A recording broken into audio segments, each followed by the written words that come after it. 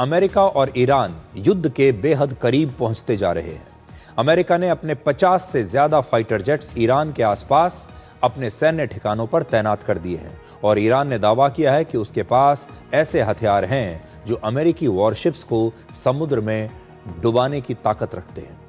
अमेरिकी हमले के गंभीर संकट के बीच रशिया का एक युद्धपोत ईरान पहुंच चुका है और अब ईरान, रशिया और चीन की नौसेना मिलकर हॉर्मुज की खाड़ी में एक संयुक्त युद्धाभ्यास करने वाले हैं जिसका नाम है मैरीटाइम सिक्योरिटी बेल्ट 2026।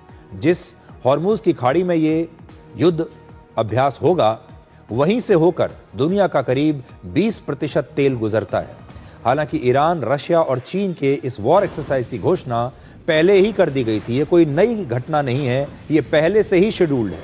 लेकिन इस समय ये देश मिलकर अमेरिका को ये दिखाना चाहते हैं कि वो ईरान के साथ खड़े हैं और ईरान की नौसेना ने आज लगातार दूसरे दिन भी इस खाड़ी में युद्ध अभ्यास किया और इस युद्ध अभ्यास के दौरान कल इस खाड़ी के समुद्री रास्ते को थोड़ी देर के लिए बंद भी कर दिया गया था।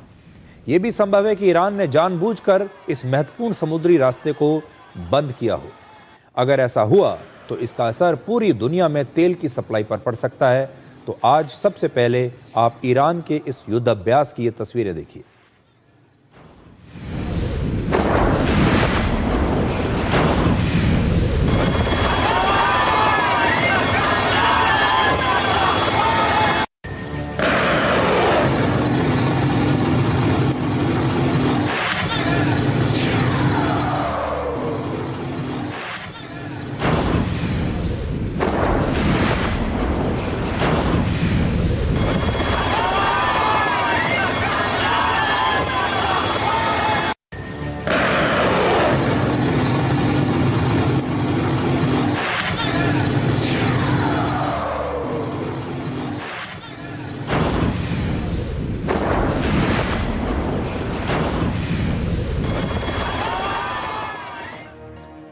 तो ये तो ईरान का पक्ष था, ईरान की तस्वीरें थीं। वहाँ की सेना कैसे युद्ध अभ्यास कर रही है, उसका वीडियो जारी कर रही है। पूरी दुनिया को ईरान ये बताना चाहता है कि देखिए हमारे पास भी ताकत है, हमारे पास भी खतरनाक हथियार हैं।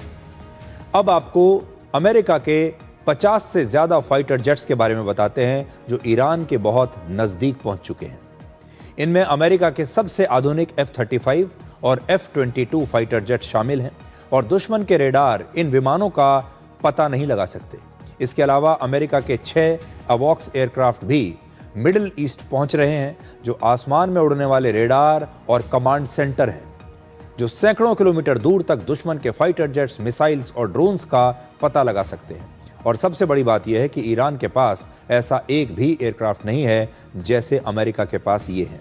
अमेरिका अब अपना दूसरा एयरक्राफ्ट कैरियर भी ईरान के बहुत नज़दीक समुद्र में तैनात कर रहा है और अमेरिका का एक एयरक्राफ्ट कैरियर पहले से ही ईरान के बहुत नज़दीक तैनात है।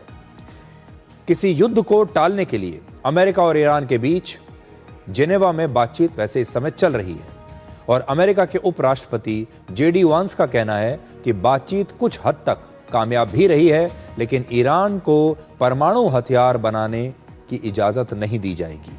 और ईरान के सुप्रीम लीडर आयतुल्लाह अली खamenei ने यह धमकी दी है कि उनके पास ऐसे हथियार हैं जो अमेरिका के बड़े बड़े वॉरशिप्स को भी समुद्र की गहराइयों में पहुंचा सकते हैं, उन्हें डुबा सकते हैं, नष्ट कर सकते हैं। The United States has certain red lines. Our primary interest here is we don't want Iran to get a nuclear weapon. We don't want nuclear proliferation. در یکی از صحبت‌های اخیرش گفته که 47 ساله که آمریکا نتوانسته جمهوری اسلامی رو از بین ببره. شکایت کرده به مردم خودش. 47 ساله که آمریکا نتوانسته جمهوری اسلامی رو از بین ببره.